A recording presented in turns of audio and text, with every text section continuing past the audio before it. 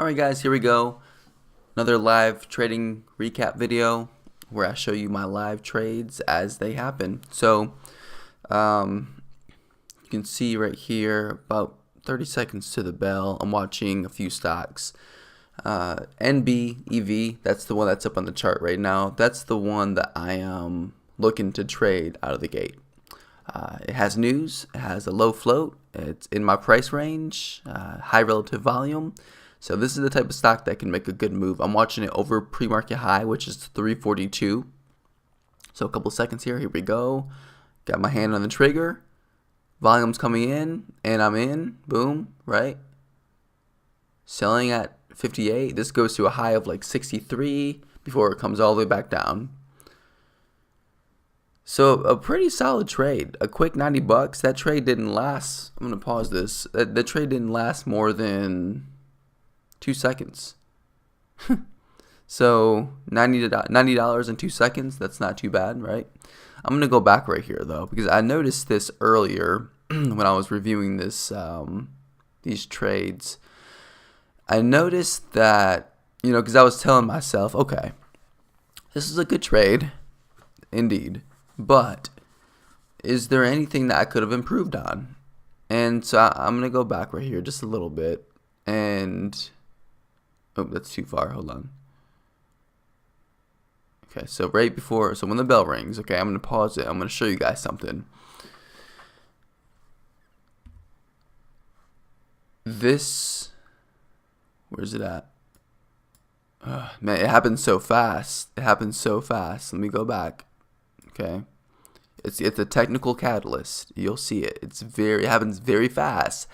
But if you're able to catch it, then you can get in a lot earlier and you can capture a lot more profit, right? So as soon as the bell rings, look at this. A 92,000 share buyer at 37. 92,000.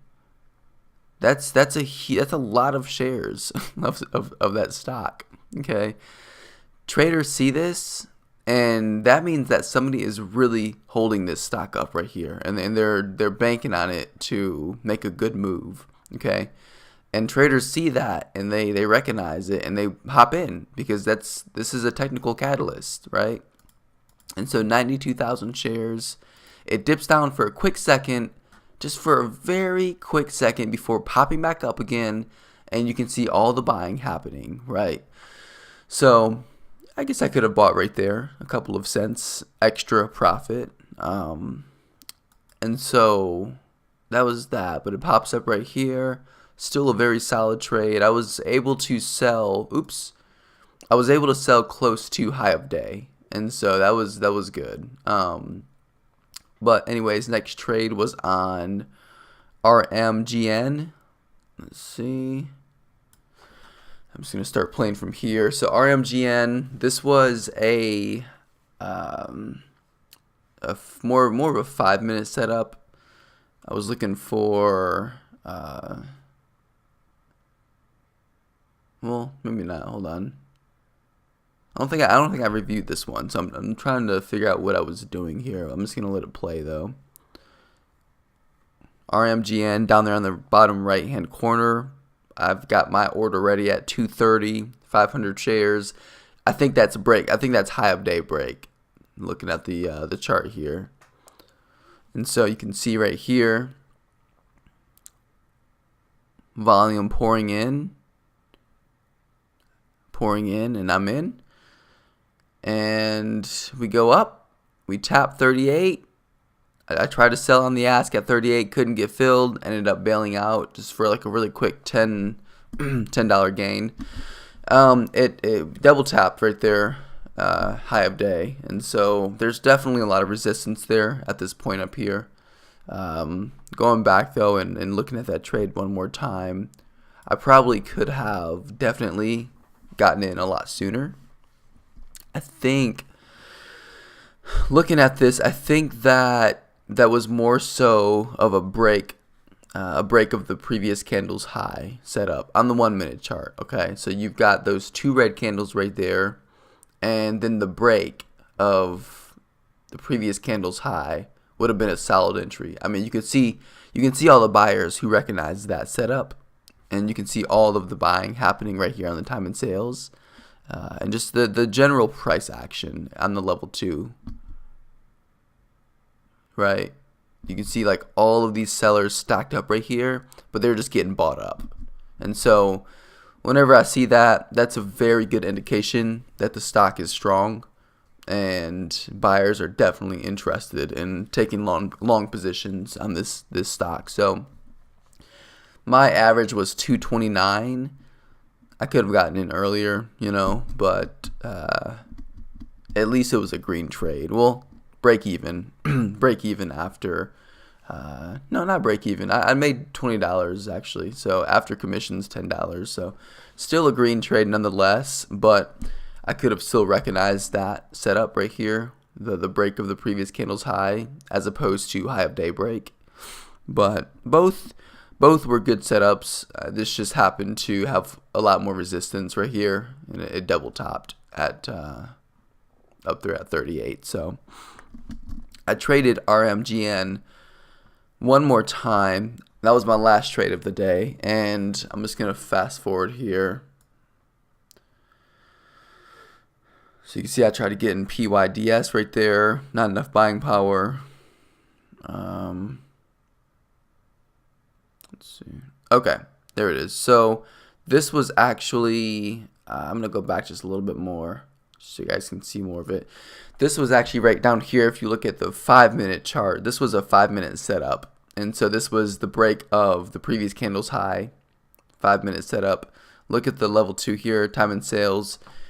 So this candle's closed, right? We're about a minute and a half into the new candle.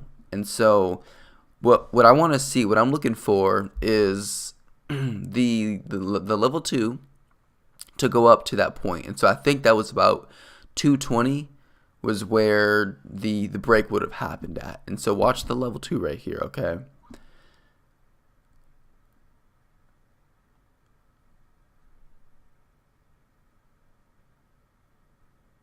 So you can see right down there, I'm changing my order, thinking to myself, and this is good. I'm very proud of myself. I'm thinking to myself, you know what?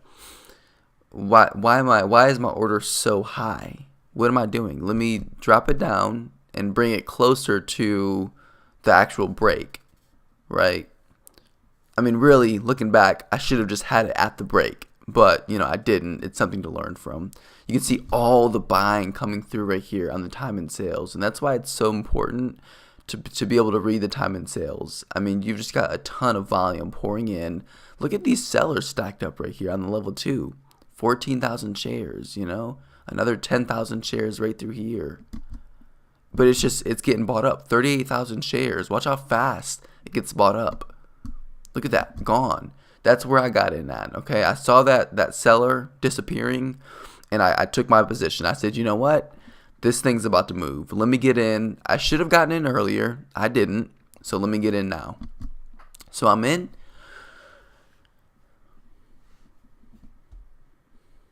And I'm just going to ride the wave, End up selling tried to sell on the ask at 35. Couldn't get filled. And before it had a chance to come back down, I bailed out on the bid at 32. Just another quick, $50. So it ends up not being able to really make the move that we were all probably hoping for. So in retrospect, it was a false breakout. You can see right here that it's just there's a lot of selling now. A lot of red happening through here. Some green, but a lot of red also.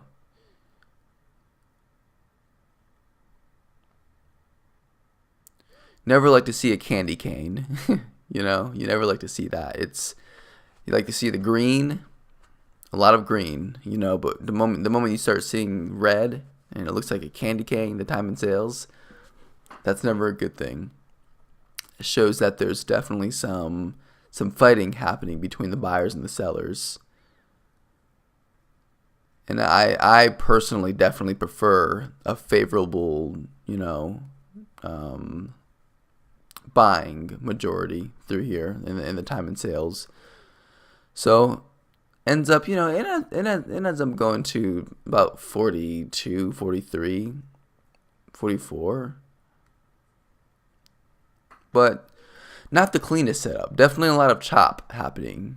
And that's something that I'm just not, I'm not going to hold through all this chop, because the next thing you know, all the selling's going to start coming through and this thing's going to drop 5 cents, 10 cents, 15 cents, 20 cents in just a matter of seconds, and you're just going to lose a lot of profit on slippage.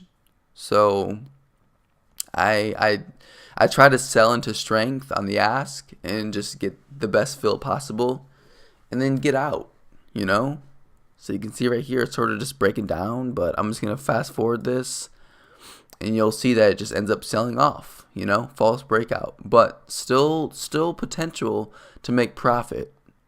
Still potential. I made $50 on 500 shares, If I would have taken a larger size, 5,000 shares perhaps, 7,500, that would have been a much better win. But like I said in my day trading recap video, it's all relative, and I'm still learning right now.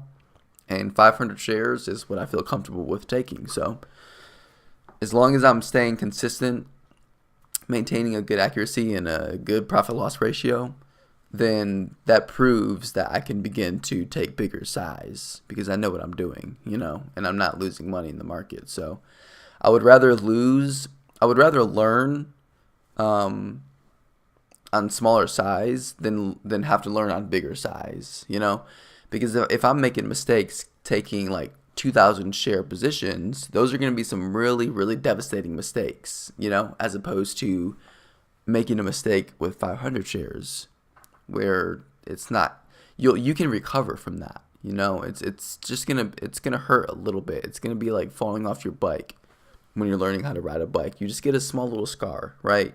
Just put a Band-Aid over it and get back on. But if you're taking massive positions, like during the time of you learning, then you're gonna fall off and break your neck, and that's gonna be a much more difficult recovery than just a small little scar. So you can see right here, RMGN breaking down, ends up selling off the rest of the day. So I'm glad I sold when I did. But that's it for today, guys. Those were the 3 trades I took. Hope that was helpful, and I hope you were able to learn something from that. And I'll be back again today. Actually, it's actually very early in the morning. I need to get better at posting these the day of.